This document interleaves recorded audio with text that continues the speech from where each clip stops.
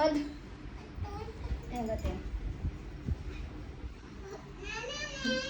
కొరకొద్దు చప్పరిచ్చు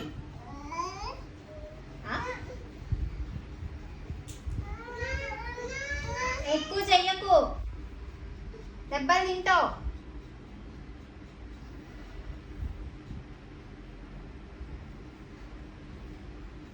చప్పరించు దాన్ని చప్పరించు.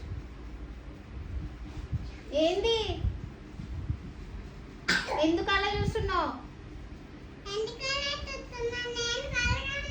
భయం లేదా?